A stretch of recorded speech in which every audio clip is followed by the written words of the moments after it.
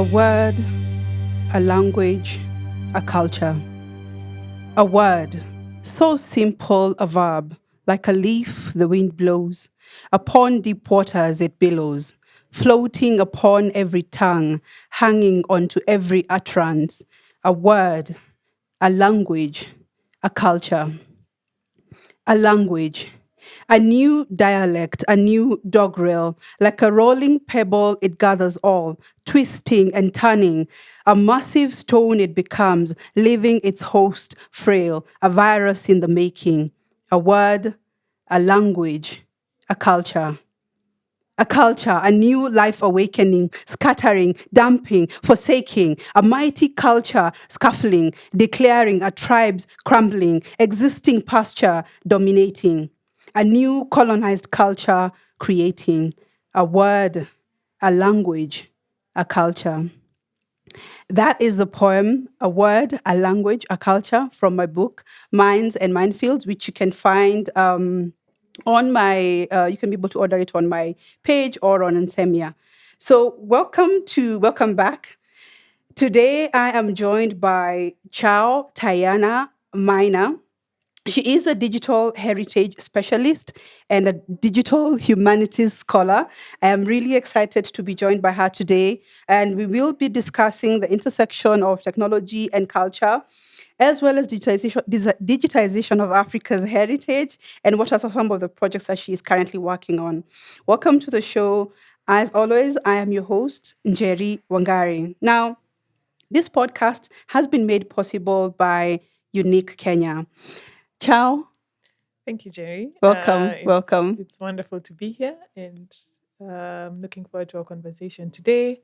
Thank you for that wonderful poem. It resonates so much with, I think, the complexities of what we have to deal with and what we experience when it comes to our culture, our identity, our language. So I think it's a perfect way to start us off. Thank you. Yes, I thought I'd start with that because it's something I'm quite passionate about. I'm passionate about the power of words, the power of language, and being able to weave that and what role those play in what our culture is and the importance of that to our identity. And we'll get to speak a lot about that. And I'm really glad to have you on. So we'll start with Africa's cultural heritage, because it's something that you're equally passionate about.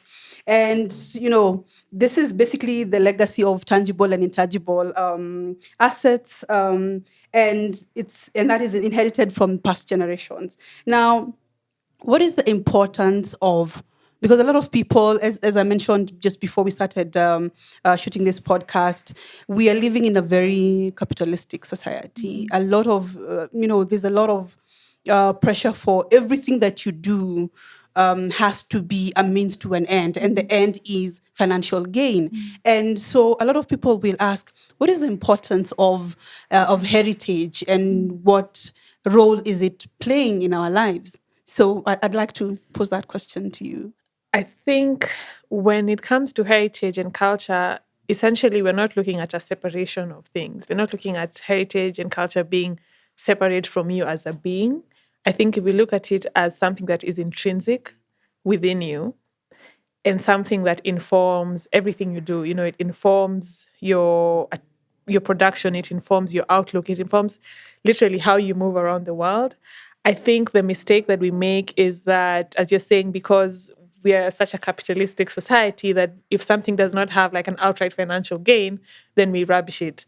But I also think with regards to African culture and heritage, there's also a very big question of legacy and the ways in which African history and African heritage has been either dehumanized, it has been separated from the people, and all these legacies of disruption that we've gone through that have really cast us aside. So it's almost as if we're a people who are separate from who we are or who we were, and we have to contend with those legacies, while virtually everyone else, even if you look at, let's say, Western societies or European societies, they look at culture as something that is intrinsic to them, whereas we are taught that we have to separate the old and the new, like that's done now and we have to continue with this new thing. So I think that separation itself is damaging to our understanding of culture and its place in our lives, but at the same time enabling us to reconnect with that aspect of ourselves and what it means before even looking at a financial perspective, I think is so, so crucial. Yeah. Yeah. And why is it important that we seek out our past as opposed to just accepting things as they are? Because we're going through, and I've seen this from the work that is being done by Too Fresh for Birds and various other players in that space, where and it's also something that you have done in the projects that you've worked on, interrogating the past. Why is that important? I mean, the past for me really is the guidebook. It's the manual that you use to navigate life. I think when we look at ourselves as human beings, as a continuity of events, as a continuity of people, as a continuity of stories, we have to value that length of time and those memories and those events that have led us to where we are. There's something that I like calling the injustice of justness. And by this, I'm referring to the notion that, when we don't know our past, we just think things are the way they are. So when we're kids, you think, okay, white people are just better and European countries are just successful and Africa is just poor. But until you start interrogating the justness and the injustice of it, that's when you see actually the reasons why certain things are certain ways, the reasons why we behave in a certain way. And I think the past really is an interrogation of the past, is not even about finding out what's the true history. It's about finding ways of understanding your present and contextualizing your present. So I think for me, the past is crucial. I refer to this philosophy by some African communities that I recently learned of, that the past, you're facing the past. So essentially the way they look at the past is that you're seeing the past. So the past is in front of you because that's what you can see, and the future is behind you because that's what you can't see. And looking at time in that way, that what you see and what you understand is the past, what you don't know is the future. And what does it mean if you completely just discredit what is essentially making you up as a society or as an individual? Yeah.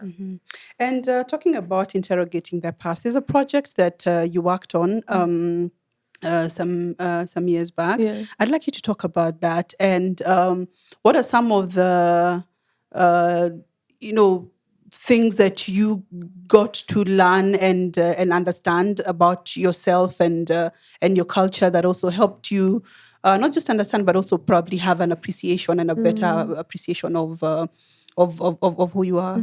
Yeah. Which Oh, sorry. project? There's so many Which that you've project worked on. So there's this one that you did on the Mau Mau and the detention camps. Okay. Yes, I That took a project. particular. Yes, that one. That one. I mean, the project around detention camps was interesting for me because the first time that I encountered that there were detention camps in Kenya was in a book by an American author called Caroline Elkins. Yes, I have read the book. Yes. So when I was reading Britain's Gulag, and also through a friend of mine who we collaborate on this project on, I remember thinking this is crazy because I didn't understand the level of detention in Kenya, but also how widespread it was. So for me, it was both shocking to be able to encounter such a crucial thing for the first time. And I had never really encountered it to the severity that it had happened before. So there are a lot of questions in my mind as regards to where were these centers, who was held in them, why don't we know about it, and the likes. And this led to more interrogation. So I think the kind of history that I practice, I always call history a verb. Like you history, I history, we all history. And looking at history as something that you actively do. And from that point, asking the questions, okay, why don't you know about this? Okay, because it has been suppressed, because this is something that was a very deliberate erasure of these centers through both, political collaborations and the law. And we know that, for example, that Mau Mau was a terrorist organization, was classified as terrorist until 2003, so even like the kind of dissemination of this information is not something that we know. But also thinking about the tangibility, I don't know if that's a word, but also the tangible nature of sites, and how, for me, it was very striking that they just disappear. Like how do you have close to 100 camps and more villages that just vanish from the landscape? And we're not talking about like 100 years, 200 years, 300 years. We're talking about even less than 50 years. That's true. So that was very scary in that regard. And within that interrogation, we began to think, can we visit some of these sites and see what's left and see what's there? And it was very much, I think, the realization that sometimes we are under the impression that things are lost or things are gone forever. But when you begin to interrogate them, there's so much value in like community knowledge, in oral histories that is so rich and filling the gaps that you have. So when we began to visit detention centers, we started with 2 centers in central Kenya that are now secondary schools. And that was a hard it was hard to contextualize. Seeing classrooms that were once cells and with barbed wire. I mean, it is very Kenyan in the sense that in terms of how we have treated this narrative, it's quite in line. It's very on brand. But at the same time, interrogating what that actually means. So it's been a very interesting project because we are approaching it from multiple perspectives. There's the physical work of going to interview people, going to look at these sites. And at the same time, there's the digital work of trying to visualize and represent these sites digitally, because crucially, there's a lack of access to archives, many of which were either destroyed here or taken to the UK, which means that even if I walk into the the Kenya National Archives, I'll find very little information on them, and also issues of copyright, which really defeats me because I think that any material from this period should be made accessible. It's like now I have to write to the National Archives in the UK too. Yes. So those are some of the things that we're doing. It's a very painful project. It's very cathartic at the same time. And I keep learning as we go. But at the same time, I struggle to separate myself from what it means to be working within this space, and acknowledging that there's a lot of emotional labor, especially as we're doing it as volunteers. So yeah, it's been an interesting project, and a collective called the Museum of British Colonialism. So yeah. Okay. And looking at, I visited your site, and one of the ways that you describe yourself is an activist in a contested present. Yes. And so looking at that, in what ways do you view the work that you're doing as activism? I view it as activism in the regard that you're pushing back against a narrative that has been cemented, a false narrative, to start with, but also a narrative that completely decenters your humanity and your experience. And I think you have to fight, because this is not what is given to you. You have to fight for it. You have to fight for narratives that humanize your people. You have to fight for narratives and perspectives and even finding this work, and it's almost as if you're a detective. It's like finding this information. You don't just walk into a space and like, here's all the history. It has to be so, there's a lot of labor involved. And I think that kind of activism is very much about staking claim in a world that does not allow you to do so, or that has taught you that you do not deserve to do so. So I think when I look at it in terms of that in the present, and this work of memory making, history, understanding, building, and world building, etc., then it is a form of activism for us as Africans, for us as Black people, to really, really recenter ourselves in a world that has completely told us that we don't deserve to. Yeah. And are there times that you encounter elements of where you're being viewed as disturbing the peace? Yeah, absolutely. And how has that sort of presented itself? I think there's 2 levels. Yeah, there's the there's the levels in which, like this kind of like national projects. So, for example, the project on the detention camps, it's almost as if, why do we have to do that labor now? Because there are some questions as to why this is happening now. Why a third or, a different generation has to do the work that was supposed to be done by another generation, And a lot of times there's resistance to that because I think there's the implicit understanding that we have failed within that regard. And bringing that to life makes people uncomfortable. Uncomfortable. That's Especially if people have benefited from certain structures of power. And I think there's also resistance with regards to myself, like as a young woman, as a young African woman working in certain spaces, going out into the field and feeling that pushback. We're like, but why are you doing this? Like, what's in it for you? And people always interrogating me, like, Yes. there has to be an ulterior motive to your Beyond just work, curiosity. beyond curiosity and passion. And I find that very interesting because I always think that, for example, if I was like a white, older male archaeologist, would I encounter the same resistance or apprehension or even like just disrespect? Like, this young girl is just like, just people brushing you away. Yeah. So, I mean, yeah, there's that. It's very interesting that you mentioned that because immediately you mentioned if you were a white male, then the picture that came to mind was Dr. Leakey, and Yes. I sort of try and imagine if he met any sort of resistance because he did a lot of archaeological work and. He's been able to publish a lot, and I try and think whether that is the kind of resistance that he received. So looking at, so what would you say is the impact of lost memory and lost history on who we are presently, how we view ourselves, and what our values have sort of become over time as a people?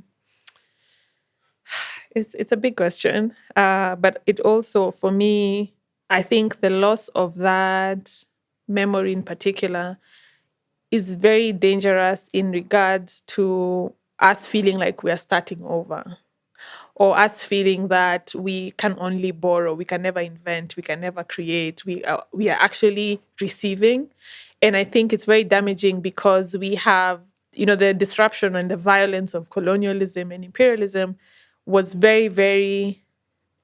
It was damaging to indigenous knowledge systems. It was damaging to spirituality. It was damaging to identities. And the impact of losing that is this feeling of being lost, or not feeling like you're grounded. And I often think, when people say, Africans, we are losing our culture. We're losing our culture. And what does that mean, even at an individual level, to have to contend with this kind of loss? But at the same time, I think the loss of that memory is also very dangerous because it strips us of our complexities. So we just become these singular people with singular narratives that the complexities of our systems, the complexity of our culture is completely just disregarded. And I think that loss is very much intertwined with this kind of notions of simplicity. But don't you have bigger problems? Like, you need to be focusing on healthcare, and you need to, you guys have, so it's interesting to me how it manifests, but also how it reinforces itself. Yeah. So talking of manifesting, and would you say that is the reason why we have a government that is focusing on everything else except the arts and creativity? And what would your thoughts be on that? Because Yeah. so there's that pressure of, I mean, there are bigger problems to solve, and coming back to how we started on culture and art and heritage is more intrinsic, and because those things cannot be it's not tangible, then it becomes difficult for governments to see the need to support. Yes. So what are your thoughts on that?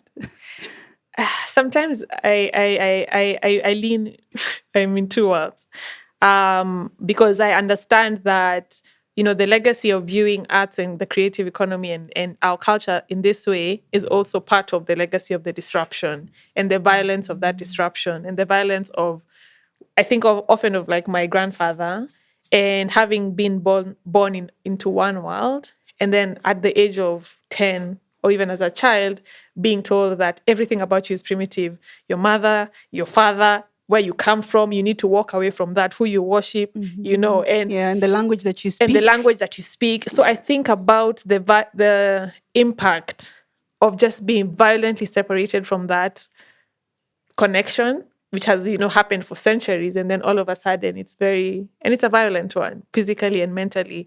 So I think about that as being very much a precursor into the ways in which governments inherited perspectives of on arts and culture.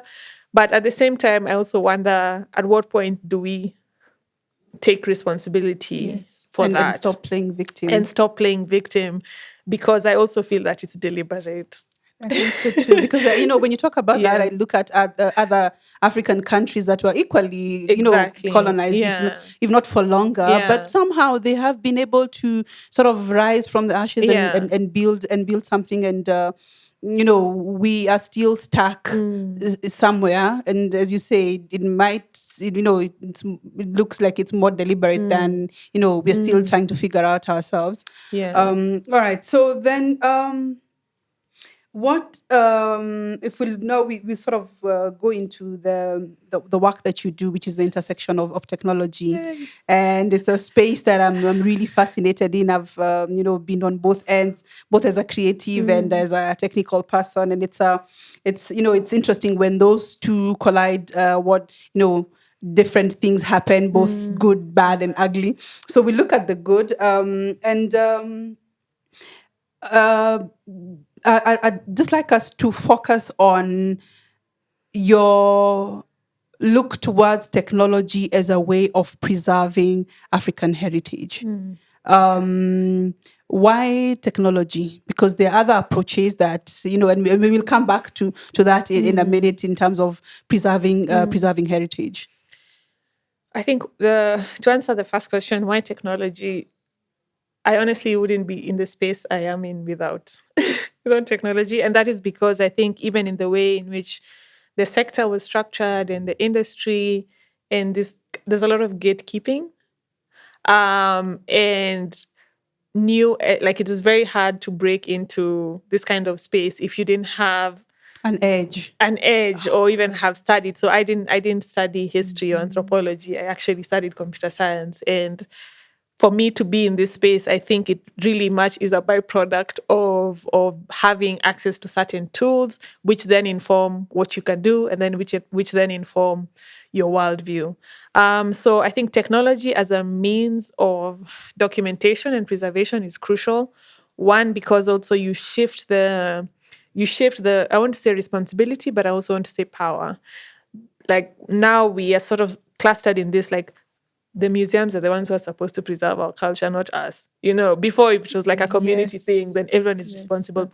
But now it's sort of like in silos. And I think what digital media does and technology is that it sort of breaks this responsibility and power system down, because you have, technology as both a platform and a tool, and in the regard of looking at different narratives, looking at new perspectives, looking at having access to an audience. Before you'd have to like write to the newspaper or just be a journalist who is, has access to media and media infrastructure. But what does it mean that I can have my audience of 15,000 people and it's just me? And for me, that was I think that was how I started working in history, because I had a blog way back then. I remember it's the Agora. Agora. Yes, I always used to Agora. confuse it with one of my favorite songs from Angelikido, Agolo. Oh yes, So, okay, thank you. That's a good thing. No, but when I started, I had no training in history methods, nothing. I just work on archives, write a short blog post, and share it. But what was surprising for me was not even like the views, it was the platform that it created for people to come in and give their comments and their memories and their photographs. Like people would send me their grandfather's photographs or grandmother's, like, this is my grandmother on a honeymoon in somewhere, but for me it was the intention, and that you can provide a way for people to see and to act and to respond in a certain way. And I think when it comes to navigating conversations, dialogue, I think technology really creates this space by giving people the platform and the tools to look at this not just as passive audiences, but as active, playing an active role in preservation, in documentation, in the likes. Yeah.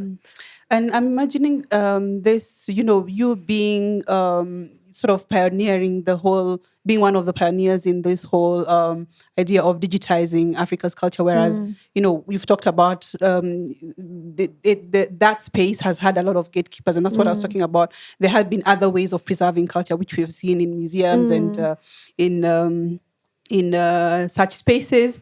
I'm imagining it has been quite a challenge. What are some of the, and it's sort of, you're sort of building the rails for, what is to come through in terms of just identifying the technology that you're using, trying different things. What have been some of the biggest challenges in you using technology to digitize Africa's heritage? I like this question because when we talk about technology, we often explore technology as this neutral, bits, binary ones and zeros kind of thing. Whereas there's a lot of bias in technology, and there's a lot of potential to replicate the inequalities of the physical world in the digital world. So when I talk about technology as regards to African heritage, I'm not just talking about let's digitize everything and make it available online. There are so many questions around ethics. There's so many questions around intellectual property. There's so many questions around ownership, even of data and understanding of data. One of the things, for example, when I look at like digitization, and I work with different African museums to explore how they can digitize their collections, I often ask them, what ways can technology expand your information and your reach and the gaps you have in your collection? So if I digitize a gourd and all I have on it is the date, the name, the collector, and the community, and the year. These are the standard metadata terms that different museums use.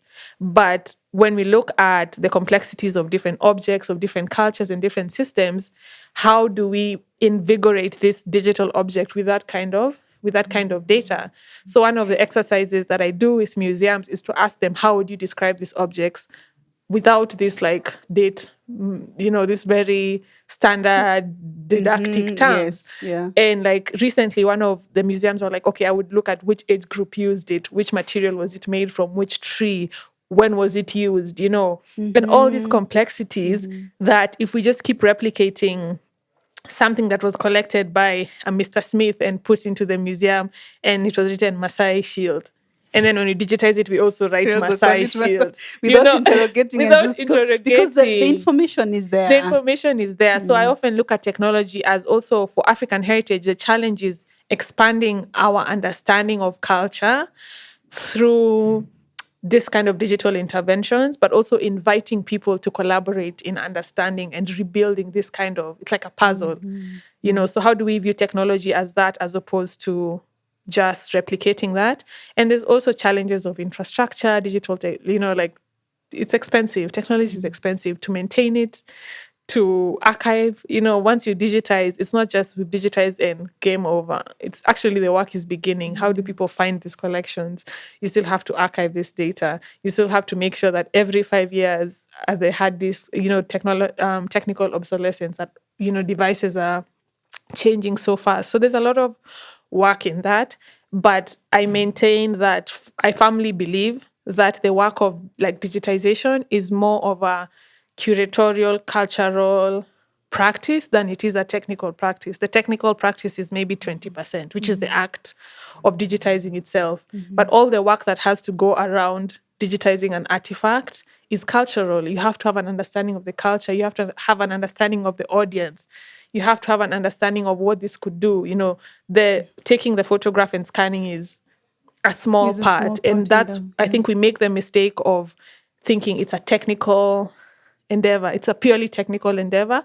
While if we shift our focus to look at it as a cultural and curatorial decision and framework, can we build frameworks that say, okay, the technology is just a means, but the framework of understanding what this technology can do lies within the cultural, And when you talked about that, I just thought about the project that was a collaboration between Google and the National Museums of Kenya. And I found that to be a very interesting way of going about, just what you've talked about, beyond just taking the photo and indicating that's, that's a guad, or that was, Pocomo guad or something like that. So, and I found the site to be very rich because it gives the context of where this was found, when it was used, which community, and that's a sort of thing. Now, which brings me to the question of ensuring access. Now, we are digitizing this.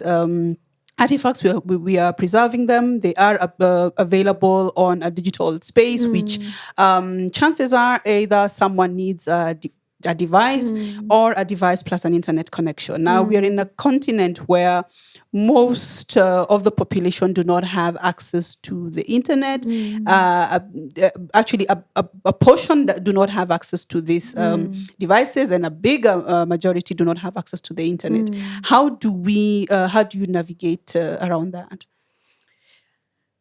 It's a tricky question. But the question of access for me, when it comes to digital media, is not so much about how everyone should access, because I feel like even in the physical world, there's still barriers to access. If a museum is in Nairobi, it's in Nairobi. That means that only a very small percentage of the population can have access to it. So I look at access not really because not everyone can have access to everything at the same time. But at the same time, I think there's layers. This may be controversial, but I think there's layers as regards to how digital access can take place. I think you have the primary audience, you have the people who have access, and then you have ways of I think that the problem is in creating in facilitating dialogue. How does information move from the digital to the physical world and back in? Or how do people use the media that they have to influence things within, our physical world. At the same time, I also feel like it's not, I think technology, sometimes we can assume that we need to have everything high tech. It needs to be like 3D scanners and laser scanners and but at the same time, radio is technology. I think sometimes we forget that. If we expand our definition of technology, then we can say, okay, what kind of technology is most prevalent, is most accessible, and then use that as a means to still talk about history and culture in certain ways, So I think technology definitely, our definition of it should not be shaped by the latest device, but just by the range of innovation that has happened over years and what people are using in certain places. So one of the things that I was exploring is how can you have like a WhatsApp exhibition, or how can museums use WhatsApp, because that's also technology. So I think it is a question of how we view technology, but also how access shapes conversations from digital to physical spaces. Okay. And let's talk about fair use. Okay. Yes. Okay. Yes. Let's talk about fair use. It's something that you had brought up, and it's when we are now in the creativity space, digitization. There have been rising concerns about fair usage, and I just wanted you to talk about what are some of the concerns that keep coming up, and how do we address those in a way that you, as someone who is digitizing, there's a sense in which the community from which these items are being picked for the purposes of preservation and things like that, they feel a sense of ownership, and there isn't that feeling of exploitation, which has keeps recurring?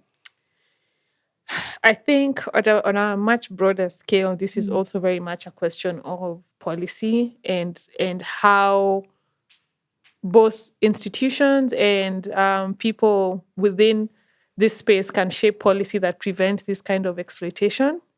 Especially from, as you're saying, we had this conversation of the film with the song with the Samburu Yes, voices. yes, And yes. this kind of extraction happens a lot. It happens Yeah. physically, it happens digitally.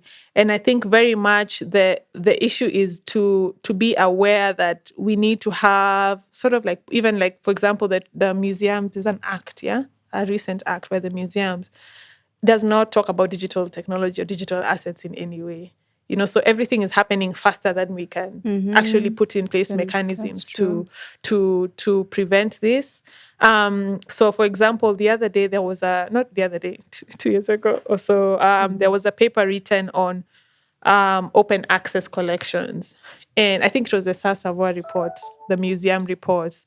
On the restitution of African artifacts. And one of the recommendations was that these artifacts should be digitized and made open access. But at the same time, there were concerns about whose decision is it to make this open access. Is it the curator in Berlin who has no connection to these objects who says, actually, I want to digitize and make it open access? Some of these objects are spiritual. Some of these were used in certain rituals. Like, what does it mean to just feel that, technology is great and everything should be open access? So there's concerns around, and that's why I was saying, if we approach digitization and this digital kind of documentation as a curatorial cultural process, looking at the ethics, looking at the society, looking at the community, then it will allow us to ask questions as opposed to just data. Data can be very impersonal, and it is also very faceless. Who is behind it? So approaching it, I think, through the lens of asking critical questions. Like, one of the courses that I teach museums is critical thinking around digitization. Like, before you digitize your collections, what are the questions that you have to ask yourself about? Is this really important? Why does it need to be digitized? Who is it for? Where is it going? I think if you run through those questions and those discussions, then at the end of the road, you have the answer as to, is this necessary, or what mechanism should we put in place for this, as opposed to just a rush to digitize everything. Yeah. Because everyone is digitizing. Because everyone is digitizing. And I'm just probably putting myself out of a job. All right. So just to take a breather, so that Chao can take a breather. So to our audiences and listeners, this podcast is available both in audio visual. So in case you've just been listening to it on your favorite podcasting app, it is also available on YouTube, and so you can head on to YouTube. That's my page, Kenyan Poet, and you'll be able to find the visual or the video to this podcast. So coming back to, so we're shifting gears a bit and coming to the topic on restitution and reparation. Now, there has been, over time, there have been calls that have been, not very unified. Every now and then, there's a, call either by organization or an activist calling for restitution of stolen artifacts. But recently, that voice is louder. There has been ongoing efforts. I think it's by the French government, if I'm not wrong, to restore some of the artifacts that are in the museums in France. But there has been, with everything that is that public, there's a lot of debate. And I wanted to hear your thoughts on why is it important for either African governments or organizations or individuals to call for the repatriation of stolen artifacts? Why is that important? I would say, first and foremost, the question of restitution and repatriation is a question of justice. it's not a question of technical infrastructure. It's not a question of, it really is at the end of the day a matter of justice, because I cannot, or if you look at any other situations in which objects have been taken, for example, like during the World War and Nazi looted art, there have been mechanisms to take this to facilitate restitution very fast, and an understanding that this is very important. This is, but I think what is strange for me, and I always say this, is the separation of African people from African cultures. So, in the sense that we will put this in the museum and we will say that it is very complex and delicate and it needs to be preserved, while at the same time completely disregard the humanity of the people who created it. I think this separation is at the heart of the ways in which Western nations and Europeans have refused to acknowledge that this is a justice issue and it's a human issue. It's a human rights issue at the end of the day, because we also need to look at the context in which these objects were taken. They're not taken at a time of benevolence and as gifts. No, they were taking at a time of colonial expansion. There was a lot of violence, physical violence. If you look at quote unquote punitive expeditions in which several people were killed and cities were destroyed.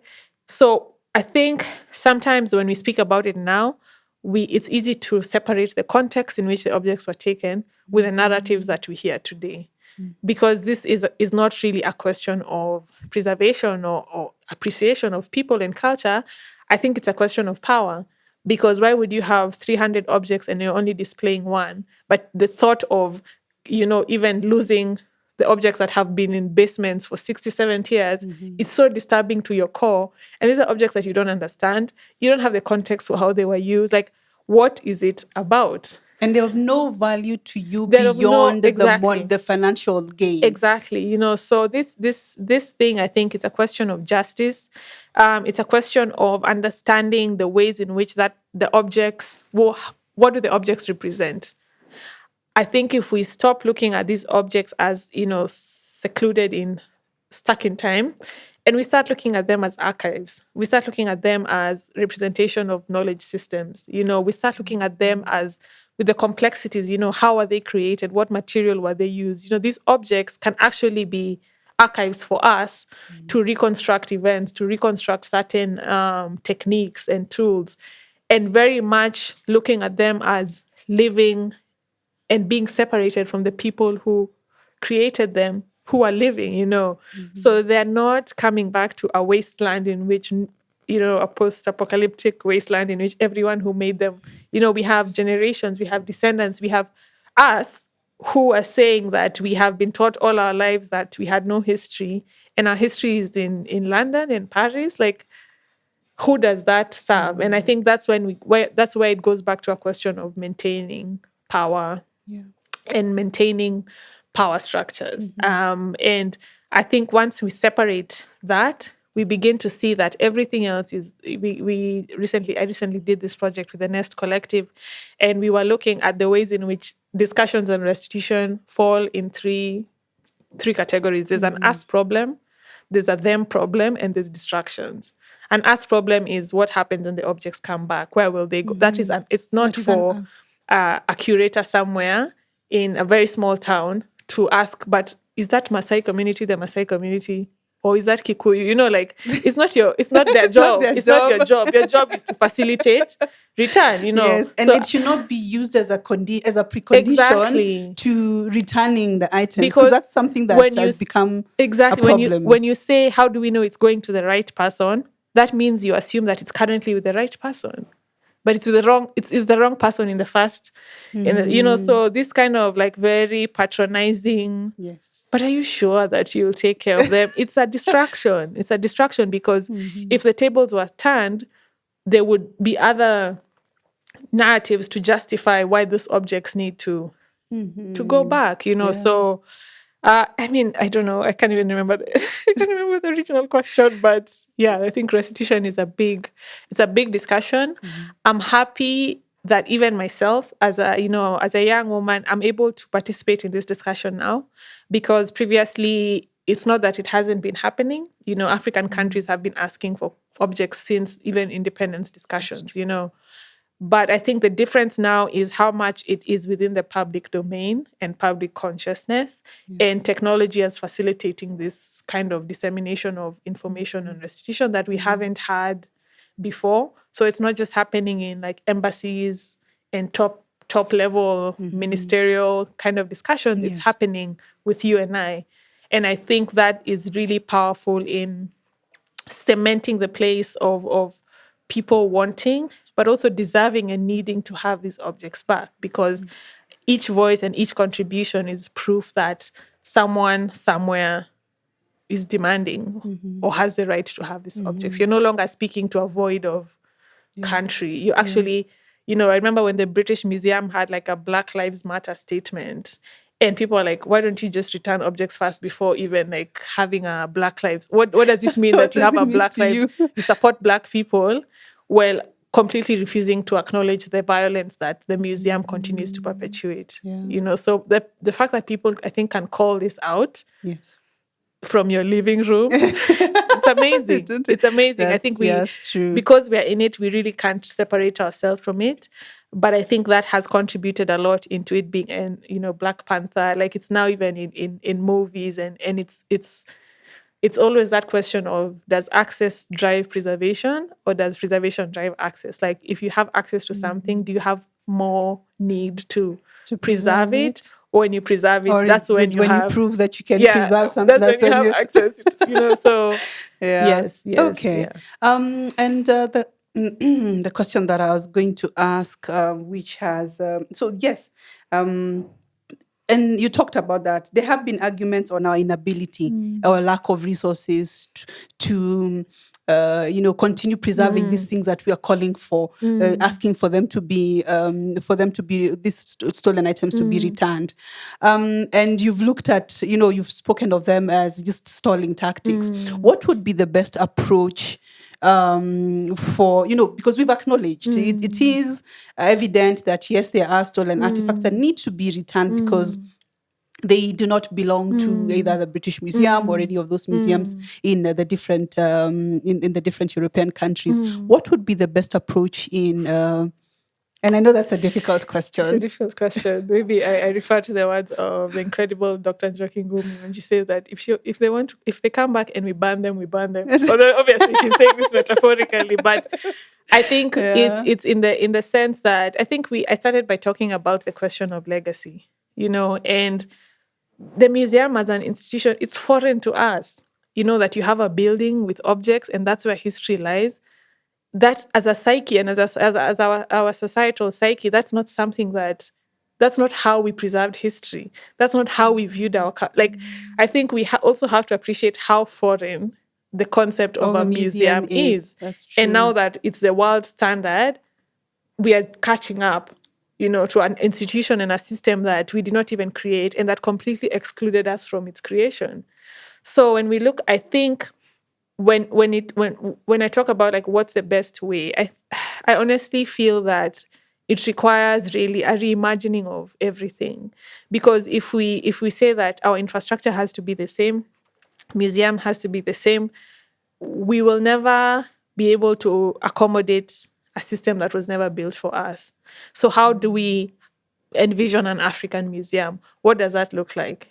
So I was having a recent discussion with a lady from the Ugandan Museum and National Museum of Uganda, and she was saying how they would like to have programs where people can touch objects, can use objects. I've always had a problem with that. Exactly. Having an item behind a glass. The separation. And you're told even the glass you cannot touch. Exactly. That, I find it problematic. It really is. And she said once, she told me in Uganda we have a quote where we say that our eyes are in our hands.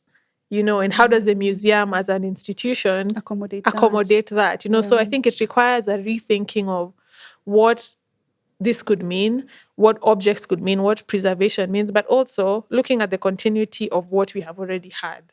What systems did we have for cultural preservation and understanding? If you go to West Africa and you have the griots and the jellies, and we had systems, so really it's not, and I go back to my earlier point of when we lose our memory, or when that memory is erased or disrupted, we feel like we have to start from scratch, or we feel like we have to borrow, So if we, instead of looking at it in that way, if we look at it as a continuation, what systems did we have? What structures did we have? Okay, how do we incorporate all the things that maybe we have now? Is it the technology? Is it the museum as a space? How do we facilitate? How does it become a holistic thing that people feel like they can be a part of? I think restitution in itself is about return, but it's also about reimagining. I think it's a challenge for us. It's also a call to action for us to reimagine and restructure where these objects would come back to. It's an opportunity, instead of looking at restitution as just an action or repatriation, it is very much an opportunity to reimagine. Yeah. Wow. All right. Great. And so we'll come to, and I think we've spoken on that. The new scramble for Africa, and in regards to new information resources to digitize. I'd like you to speak on that. I know we had touched on it a bit, but is that something that I've imagined, that there's a new scramble for Africa in terms of the what is being digitized and now what is people are now laying claim to now that it has been digitized, and we're now having a situation where when it was in the real world, it had a different owner, but now because it has entered a different, the digital space, then suddenly someone is links stick to it. I definitely think there's a rush to have a lot of information, and at the same time, asking ourselves in which ways technology enables these kind of things.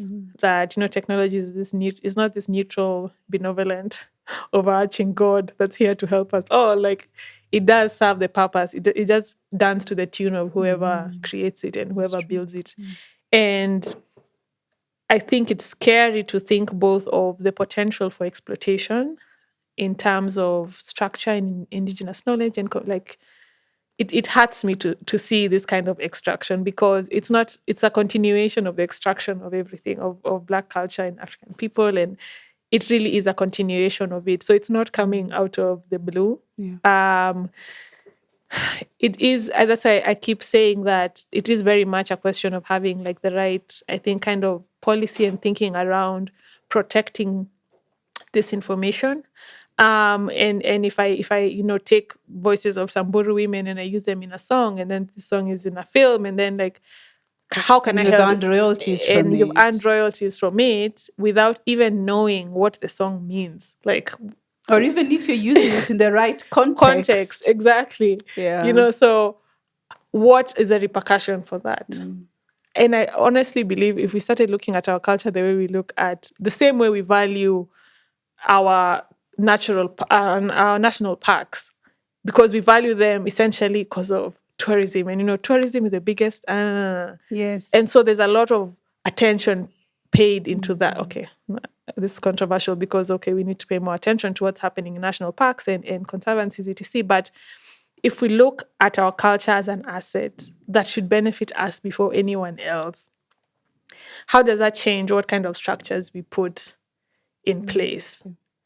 Both socially, both economically and politically. But I think if the people who have the mandate, so if you're mandated as an institution, as a government, as a group to be responsible for culture, these are the conversations that have to happen. We don't have the luxury of saying they might happen or they should. They have to happen, because it is very worrying, and it is happening on quite a large scale, where someone is let me preserve these archives, and then they go with the data. So, for example, if our museums and our community centers had awareness of intellectual property data and digitization and what it means and what questions to ask, when someone comes and says, we'll digitize everything for you, you know what questions to ask. You know how to approach. You're approaching the conversation from a point of mutuality, not top down. Because I know a lot of times, for example, the institutions that have these collections feel that they don't have the bargaining power. So if a very huge company or something comes and says, we want to do this for you, what right do you have to say no or to bargain? And that's why I think the critical thinking around these aspects helps us negotiate and know what to do, and even if it happens, what are the ways of the repercussions for this kind of extraction of data, and what policies can we put in place. I really think this needs to happen. Yeah. Yeah. All right. Thank you so much. And I'm seeing we are coming to the end. So I'd just like to for you to talk about some of the current projects that you're working on. There's one that you mentioned that you were doing in Karura Forest. I found that a bit quite fascinating. So please tell us a bit about that. Yeah, so this is just a very sneak peek, but we are looking at the ways in which we can have sort of like an immersive audio experience in cultural sites, and creating sort of audio films or even oral history productions that, depending on where you are, you can just have an app on your phone and you can play different bits of history or even film or creative audio productions about that particular site. So, for example, in Karura, we were thinking of what if we had a geolocated app, depending on where you are in the forest, because we know that the forest was also used by Mau Mau fighters. You could hear. Yes, actually, there are some caves. There are some caves, Yes. yeah. So, what is that? And I think this goes back to looking at the ways in which. Sorry, I need some water. Sorry. To the end of the sentence. Okay.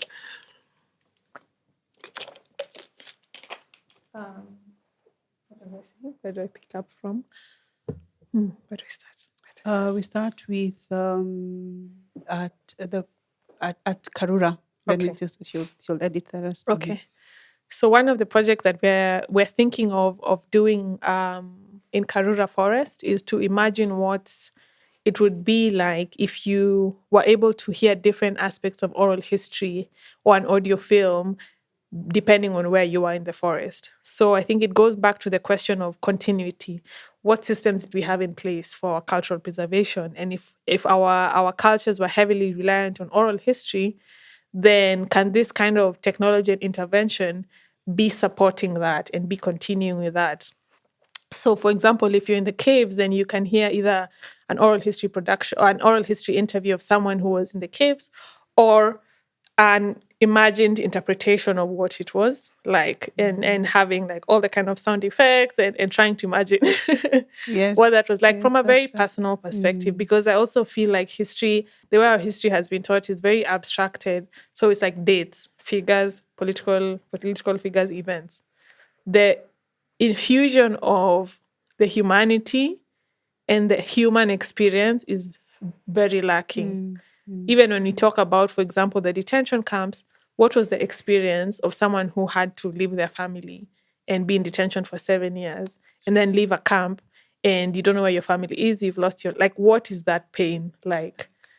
Because that's how that's how I think you learn, So that's an app that's exploring some of those kind of questions around audio, around oral history, around linking the tangible with the intangible. I think at the end of the day, it's also about trying to see how those two connect. Another project that I have worked on for 10 years. Yes, we had. I think it's a never-ending project, but I also worked on a project looking at the preservation of railway history in Kenya at a time when the SGR was being built, and the history of the railway was there was like European explorers, then they mapped a railway, and then there were man-eating lions at some point. A few things happened in between, and then it declined due to African mismanagement and corruption. Like that was so 100 years. That is and the history. Really, in the history books. It was just like lunatic line, man eaters, So yes. I was thinking about how much the railway was an essential part of urbanization in the country, and the towns that grew around the railway. As a result of when you go to railway towns, you still feel it. You have the little railway station in the middle, and then everything else has been built around that. I was inspired because at the time I was living in Voi, and the railway station is quite like the town sort of like grew around the railway station. And I was thinking about the ways in which this kind of erasure happens even in our lifetime. So it's very easy for me to think, things that happened 60 years ago, it's very hard to find them. You'd be surprised even things that you remember or events that happen in your lifetime, when you look at the historical narrative, you think this is so devoid of what it was actually like to live through this period. And so that railway project was looking at the ways. I started off by looking at the railway in terms of buildings and preserving the buildings before they were demolished, like the photography and architecture of the buildings.